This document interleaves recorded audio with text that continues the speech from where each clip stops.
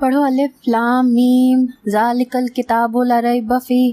میں نے مولوی صاحب کے کہنے پر ابھی پڑھنا شروع کیا ہی تھا کہ مولوی صاحب کا ہاتھ میری کمر پر دھیرے دھیرے سے گردش کرنے لگا۔ میں ایک دم بوکھلائی تھی، میرا سانس جیسے سینے میں تھم سا گیا تھا۔ میں نے ایک نظر مولوی صاحب کو دیکھا تو وہ بڑی عجیب سی نظروں سے مجھے دیکھ کر مسکرانے لگا۔ میں کچھ کھسک کر پیچھے بیٹھ گئی۔ مولوی صاحب نے اپنی سفید داڑھی پر ہاتھ پھیرنا شروع کیا۔ میں نے سپارے کی جانب دیکھا اور سبق دہرانے لگی۔ مجھے لگا جیسے میرے پورے وجود پر چونٹیاں سی رینگ رہی ہوں۔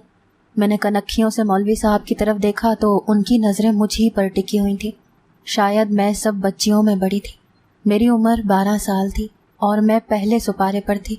میرے ابا کا کام ہی کچھ ایسا تھا، ہر 6 ماہ بعد ان کا ٹرانسفر ہو جاتا تھا۔ میری تعلیم کے ساتھ ساتھ دینی تعلیم بھی ڈسٹرب ہو رہی تھی۔ جس محلے میں اب ہم رہ رہے تھے وہاں مولوی صاحب نے ایک مدرسہ کھول رکھا تھا۔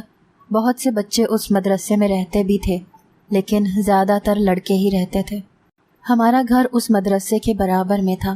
امی نے مجھے بھی وہیں کلام پاک پڑھنے کے لیے بھیجنا شروع کر دیا۔ پہلے پہل تو مولوی صاحب نے بڑی شرافت دکھائی تھی، لیکن جب سے میں نے وہ دل دہلا دینے والا منظر دیکھا تھا اس کے بعد سے مولوی صاحب کی عجیب و غریب حرکتیں میرے ساتھ شروع ہو چکی تھیں۔ کبھی سبق دیتے ہوئے وہ میرا ہاتھ پکڑ لیتے، کبھی میرے رخسار چھونے لگتے، کبھی مجھے اپنے پاس بٹھا کر میری کمر کو سہلانے لگتے۔ میں ان حرکتوں سے بے حد پریشان سی ہو کر رہ گئی تھی۔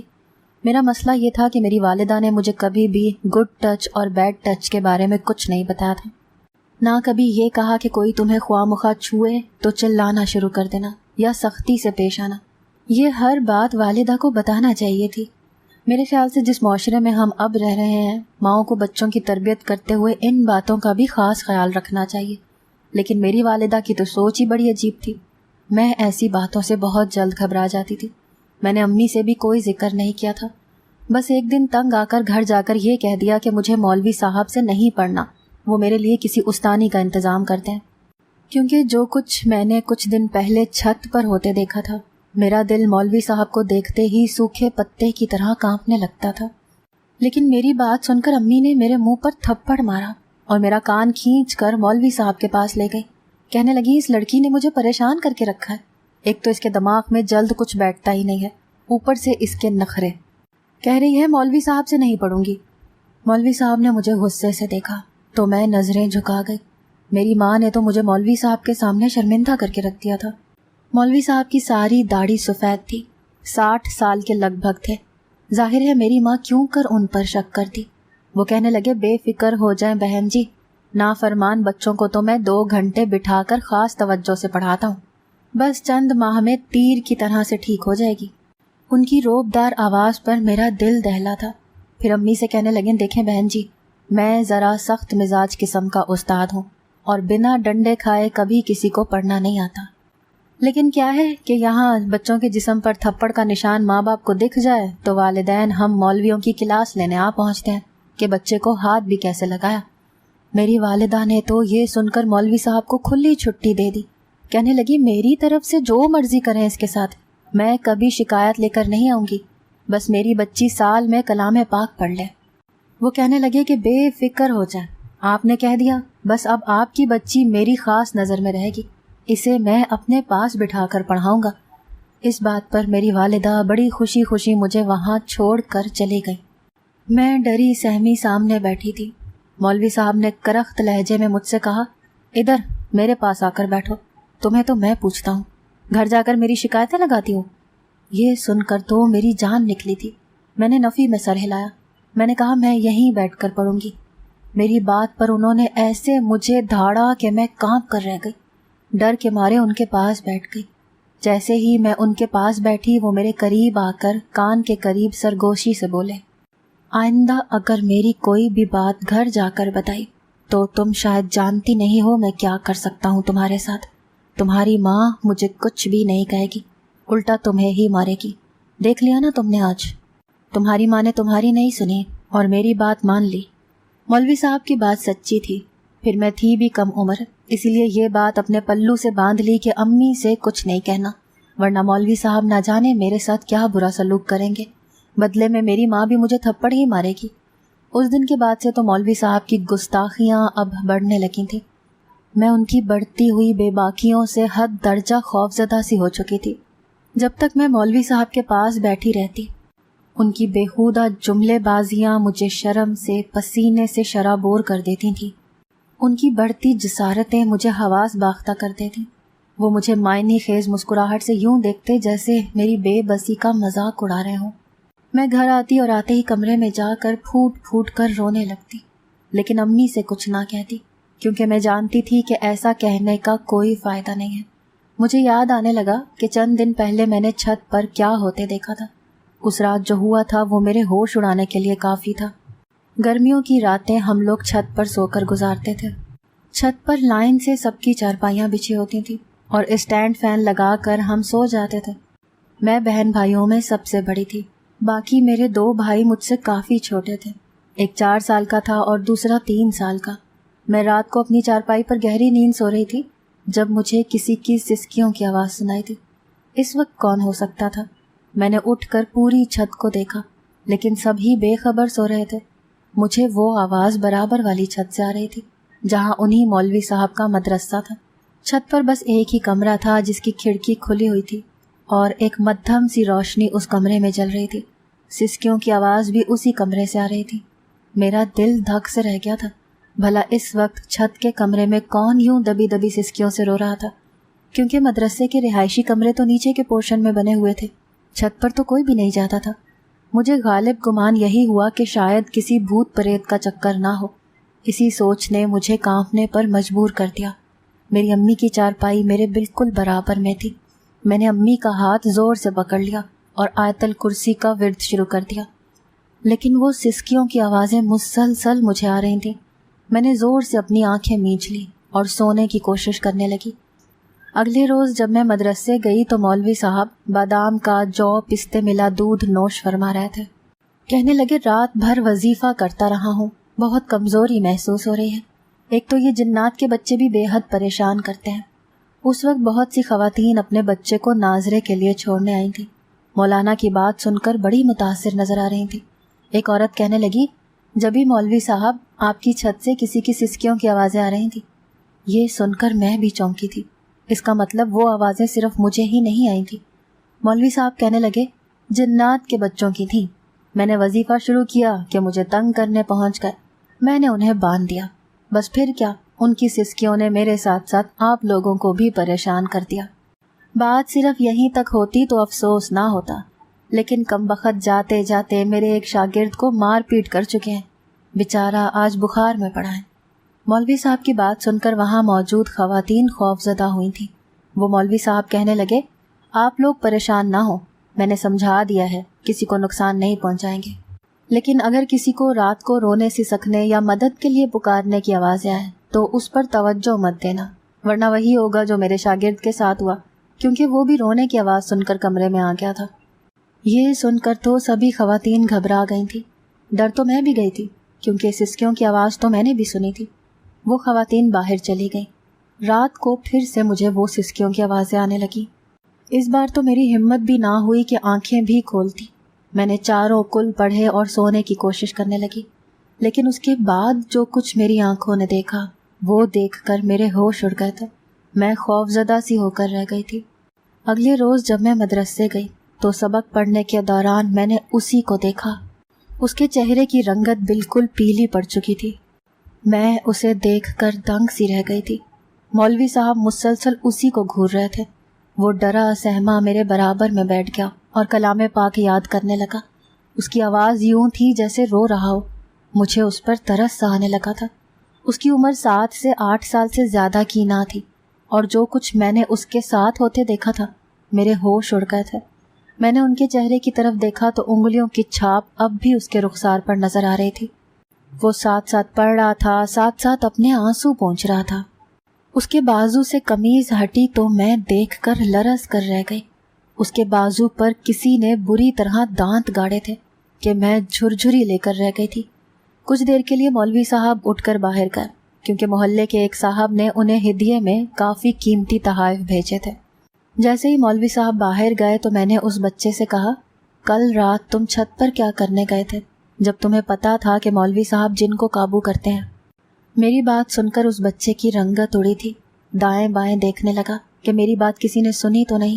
پھر مجھ سے دھیمے لہجے میں کہنے لگا، یہ مولوی جھوٹ بولتا ہے، بڈھا کہیں کا، کوئی جن نہیں ہوتا اوپر۔ یہ سن کر مجھے حیرت ہوئی تھی۔ میں نے کہا، پھر تم اوپر کیا کر رہے تھے اور تمہارے چہرے پر اور بازو پر یہ نشان کیسے ہیں؟ میری بات سن کر ایک سسکاری اس نے بڑے کرب سے بھری تھی۔ کہنے لگا، آج خود دیکھ لینا۔ یہ کہہ کر وہ میرے پاس سے اٹھ کر چلا گیا۔ میں اس کی بات پر سوچ میں پڑ گئی، کیونکہ رات کو میں نے اسے چھت کے کمرے سے نکل کر بھاگ کر سیڑھیاں اترتے دیکھا تھا، اور اس وقت وہ بہت بری طرح سے رو رہا تھا۔ پہلے تو میں سمجھی کہ شاید جن کا بچہ ہے، لیکن جب اسے مدرسے میں دیکھا تو سمجھی کہ شاید یہ جن کے بچے کو دیکھنے گیا تھا، اسی لیے جنہوں نے اس کی یہ حالت کی ہے۔ لیکن اب اس کی بات سن کر میں سوچ میں پڑ گئی تھی، شاید بات کچھ اور تھی۔ اس رات میں سوئی نہیں تھی، اپنی چارپائی پر لیٹی رہی، لیکن میری نظریں سامنے مدرسے کی چھت پر ہی ٹکی ہوئی تھیں۔ کچھ دیر بعد جو کچھ میری آنکھوں نے دیکھا، ایک دل دہلا دینے والا منظر تھا۔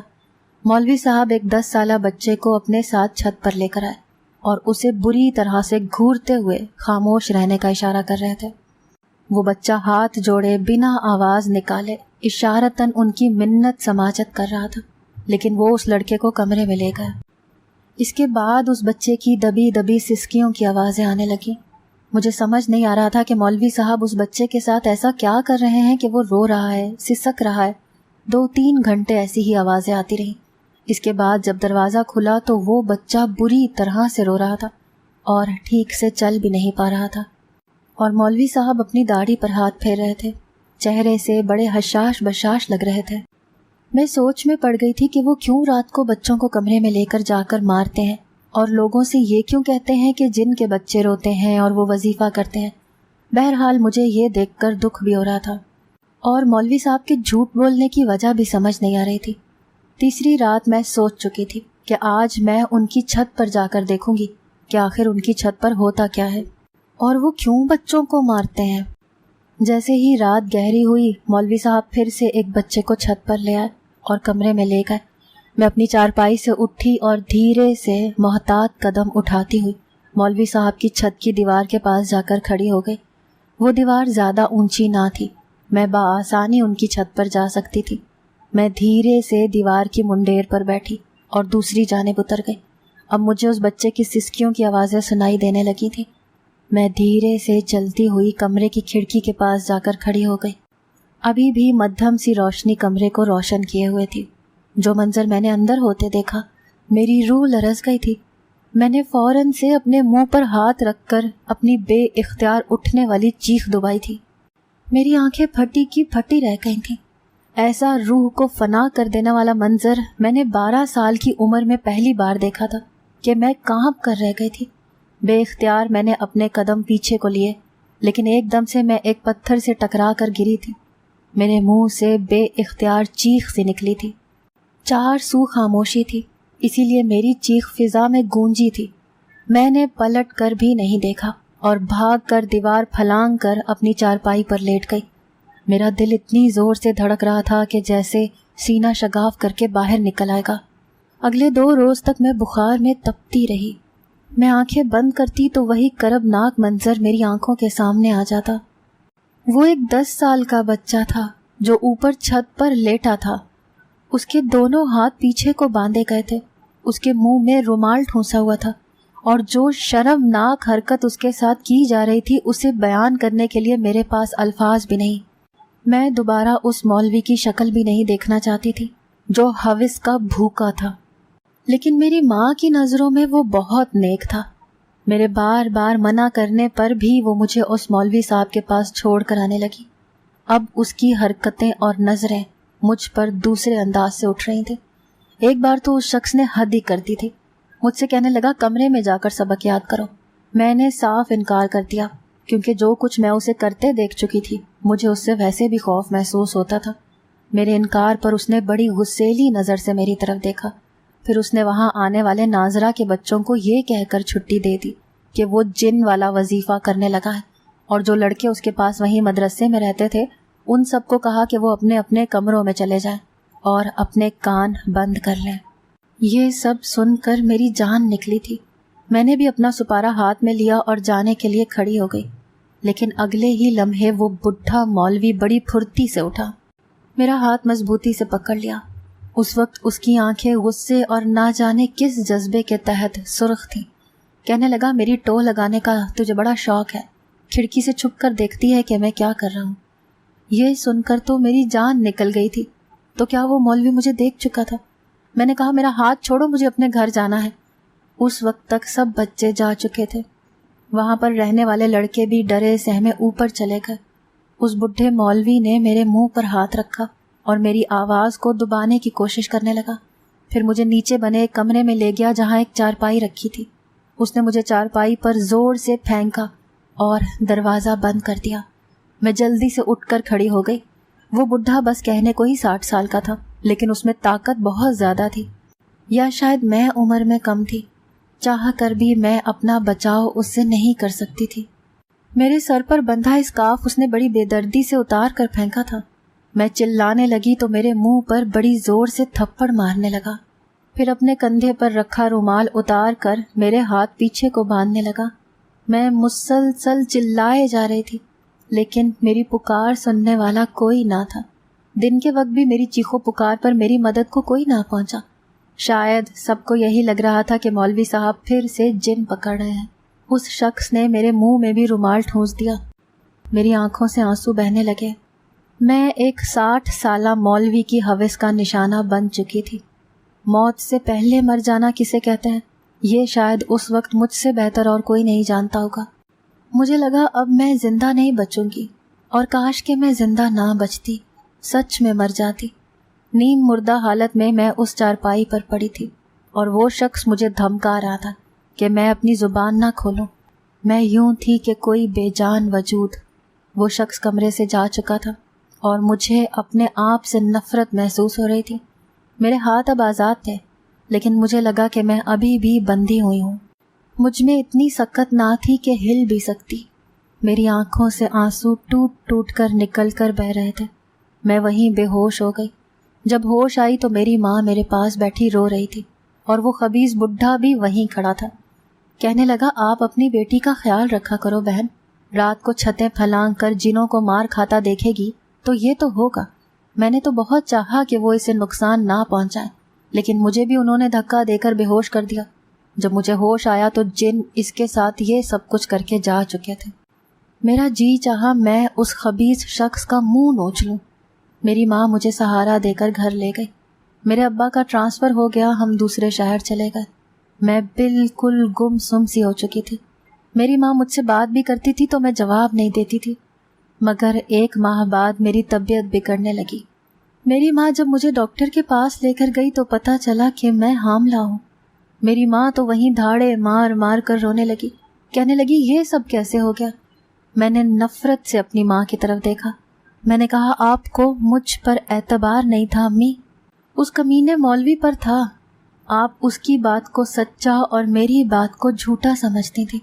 اس دن مجھے جن نے نہیں، اس بڈھے نے اپنی ہوس کا نشانہ بنایا تھا، لیکن آپ کو کچھ بھی نظر نہیں آیا۔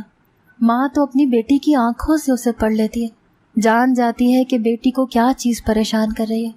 آپ نے تو اس مولوی کی بات کو سچ سمجھا۔ میری ماں کی آنکھیں اس وقت کھلیں جب میں مکمل برباد ہو چکی تھی۔ میں جس قدر کم عمر تھی، میرا ابارشن کروانے سے میں مر سکتی تھی۔ میری ماں نے پورا عرصہ مجھے گھر سے باہر نہ نکالا، لیکن میں بے حد کمزور ہو چکی تھی، اسی لیے ایک مردہ بچے کو جنم دیا۔ میری ماں نے اسے اسی صحن میں دفن کر دیا جس کچے گھر میں ہم رہتے تھے۔ میرے باپ کو میری ماں نے اس بات کی ہوا بھی نہ لگنے دی۔ کچھ وہ کام کے سلسلے میں گھر پر کم ہی رہتے تھے۔ میں نے دوبارہ سے تعلیم کا سلسلہ شروع کر دیا۔ پہلا اختلاف اس وقت میرے گھر میں اٹھا جب میں نے پولیس میں جانے کی خواہش ظاہر کی۔ میری ماں نے صاف انکار کیا، لیکن میری بھی ضد تھی کہ میں پولیس میں ہی جاؤں گی۔ ابو نے کچھ نہیں کہا۔ میں نے جی جان لگا دی تھی، پولیس کی ڈیوٹی جوائن کی۔ اپنی انتھک محنت اور ایمانداری سے میں بہت جلد اپنے سینئرز کی نظر میں اپنا مقام بنا چکی تھی۔ لیکن جب بھی میرے پاس ایک ایسے مولوی کا کیس آتا جو قرآن پاک کی تعلیم کے بہانے بچے بچیوں کے ساتھ سیکشول ہراسمنٹ کرتا تھا، میں اس کا ریمانڈ خود لیتی تھی۔ اسے مارتے وقت میرے سامنے اسی بڈھے کا چہرہ آ جاتا تھا۔ پھر تو میرا ڈنڈا ایک لمحے کے لیے بھی نہیں رکتا تھا۔ ایک بار ایک لڑکی کے ساتھ ایک مولانا نے زیادتی کی، جس کی وجہ سے وہ حاملہ ہو چکی تھی۔ میں نے اس مولوی کو ڈھونڈ کے رکھ دیا۔ اس کی ماں بہت رو رہی تھی۔ میں اسے تسلی دینے لگی کہ جب اس لڑکی کا دادا روتا ہوا وہاں پہنچا، اسی 80 سالہ بڈھے کو دیکھ کر میرے ہوش اڑے تھے۔ 12 سال بعد میں اسے دیکھ رہی تھی۔ اس 72 سالہ شخص کو دیکھ کر میری اذیت جیسے پھر سے نئی ہو گئی تھی۔ وہ وہی بڈھا شخص تھا جس نے مجھے برباد کیا تھا، اور آج مجھ سے اپنی ہی پوتی کے ساتھ ہوئی زیادتی کے لیے ہاتھ جوڑ کر منت سماجت کر رہا تھا۔ میں نے کہا کہ آپ کو پورا یقین ہے کہ اس مولوی نے ہی آپ کی پوتی کو برباد کیا ہے؟ ہو سکتا ہے کسی جن نے اسے ہوس کا نشانہ بنایا ہو۔ میری بات سن کر وہ چونک کر مجھے دیکھنے لگا۔ میں نے کہا مکافات عمل ہے مولانا صاحب، جو بویا ہے وہ کاٹنا تو پڑتا ہے۔ ہو سکتا ہے آپ کی پوتی کو برباد کرنے والا بھی آپ کا کوئی شاگرد ہو جسے آپ چھت پر لے کر جاتے تھے۔ میری بات سن کر وہ شخص دل پکڑ کر وہیں کرسی پر بیٹھ گیا۔ میری آنکھوں میں آج بھی اس شخص کے لیے صرف نفرت تھی۔